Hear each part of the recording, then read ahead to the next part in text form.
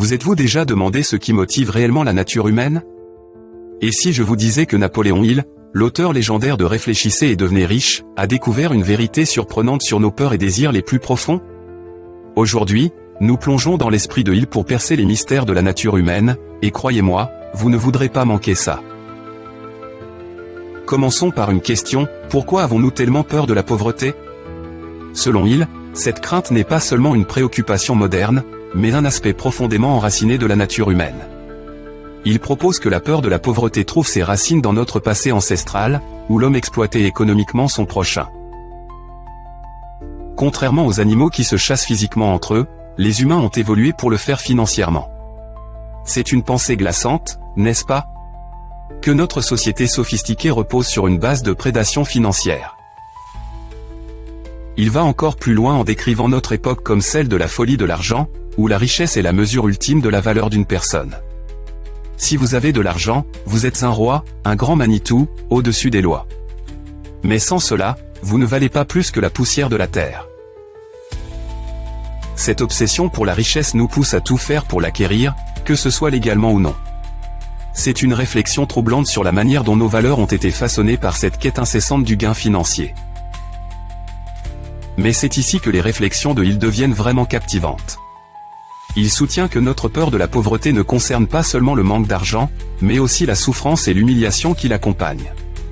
Seuls ceux qui ont vécu la pauvreté peuvent réellement comprendre à quel point elle peut enserrer l'âme humaine. Il n'est donc pas surprenant que cette peur influence tant de nos actions et décisions, souvent sans que nous en soyons conscients.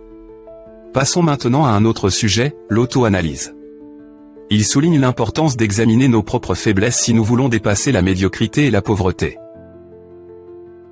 Il nous pousse à être à la fois le juge et le jury de notre propre évaluation, à nous poser des questions difficiles et à exiger des réponses honnêtes. Êtes-vous prêt à affronter la vérité sur vous-même, même si cela vous met mal à l'aise? Cet examen de conscience est essentiel pour notre épanouissement personnel et notre réussite. Mais qu'en est-il de l'influence des autres? Il nous met en garde contre les dangers des influences négatives, qu'il qualifie de septième mal fondamental. C'est une force subtile mais puissante qui peut dévier notre chemin vers le succès. Il nous incite à rester vigilants, à reconnaître quand la négativité nous influence, et à construire une forteresse mentale pour nous en protéger. Après tout, notre esprit est notre bien le plus précieux, et nous devons le défendre avec acharnement. Voici un fait surprenant, il affirme que la plupart des gens ignorent à quel point ils sont vulnérables aux influences négatives. C'est une faiblesse que beaucoup ne perçoivent pas, et même ceux qui en ont conscience ne parviennent souvent pas à y remédier. Cette vulnérabilité peut s'immiscer insidieusement dans nos habitudes quotidiennes, nous entraînant sur le chemin de l'échec. Alors, comment y remédier? En cherchant délibérément la compagnie de ceux qui nous inspirent à réfléchir et à agir par nous-mêmes. Les réflexions de Hill ne s'arrêtent pas là. Il propose une série de questions d'auto-analyse conçues pour nous aider à nous voir tels que nous sommes réellement. Ces questions ne sont pas faites pour les âmes sensibles. Elles plongent au cœur de nos insécurités les plus profondes et nous poussent à affronter les schémas négatifs de nos vies. Vous plaignez-vous souvent? Avez-vous tendance à critiquer les autres? Ressentez-vous de l'envie envers ceux qui réussissent? Ces questions sont là pour vous inciter à la réflexion et, en fin de compte, à la transformation. Mais n'oublions pas le pouvoir de nos pensées.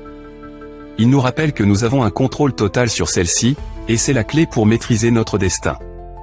Nos esprits fonctionnent comme des aimants, attirant les forces et les circonstances qui s'harmonisent avec nos pensées dominantes. Pour atteindre le succès, nous devons cultiver un état d'esprit positif et abondant. C'est une vérité simple mais profonde qui a le pouvoir de transformer nos vies. Maintenant, ajoutons une touche d'humour pour détendre l'atmosphère. Imaginez que vous jouez une partie d'échecs contre le temps.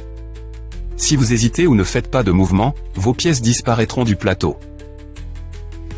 C'est un rappel ludique que l'indécision est notre ennemi, et que nous devons agir avec détermination si nous voulons remporter le jeu de la vie.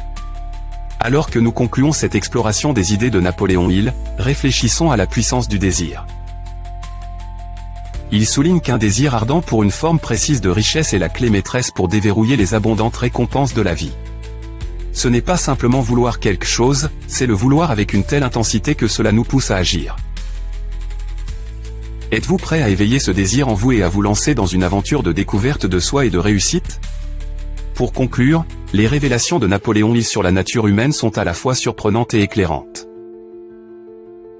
Il nous pousse à scruter nos peurs, nos influences et nos pensées avec un regard critique. Il nous rappelle que nous sommes les maîtres de notre propre destin et qu'avec le bon état d'esprit, nous pouvons accomplir de grandes choses.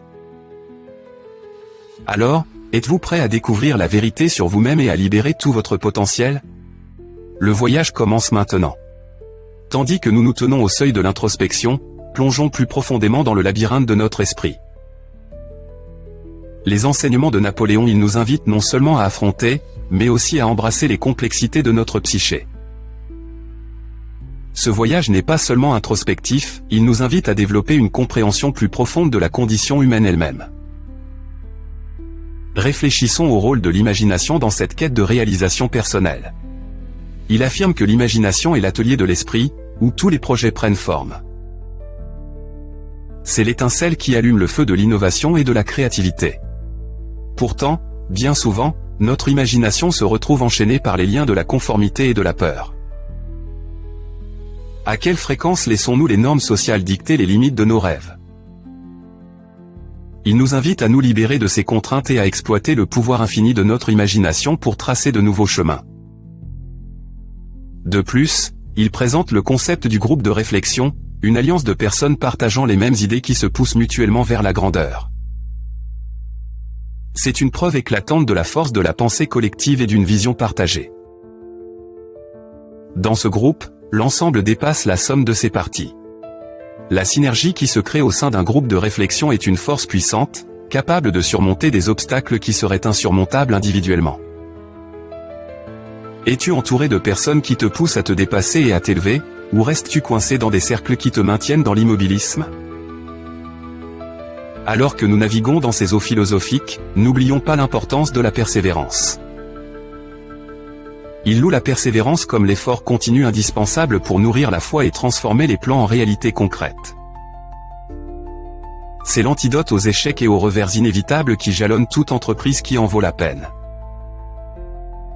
Dans un monde qui célèbre souvent la gratification immédiate, la persévérance est une qualité rare et inestimable. Sommes-nous prêts à affronter les épreuves et les défis qui accompagnent la quête de nos désirs les plus profonds?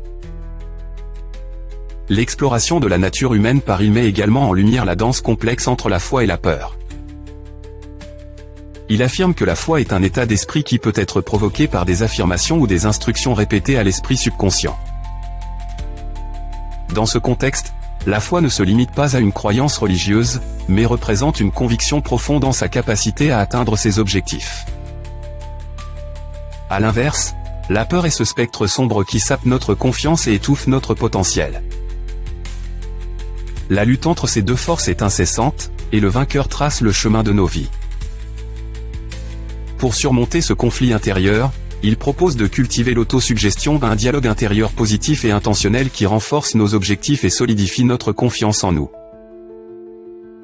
C'est un outil pour reprogrammer notre subconscient, afin d'harmoniser notre dialogue intérieur avec la réalité que nous souhaitons créer.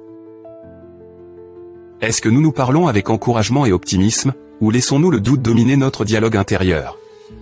Alors que nous poursuivons cette exploration de la nature humaine à travers le prisme de Hill, réfléchissons à l'héritage que nous souhaitons laisser. Nos actions, guidées par nos désirs et nos convictions, s'étendent comme des vagues, influençant non seulement notre propre vie, mais aussi celle de ceux qui nous entourent. En comprenant et en maîtrisant notre propre nature, nous acquérons la capacité d'influencer le monde de manière profonde. Alors que le rideau tombe sur notre exploration, une question demeure, que ferez-vous de cette nouvelle compréhension? Allez-vous le laisser prendre la poussière, ou l'utiliserez-vous comme un catalyseur de transformation? Le choix, comme toujours, vous appartient. Le voyage continue, et le prochain chapitre n'attend que vous pour être écrit.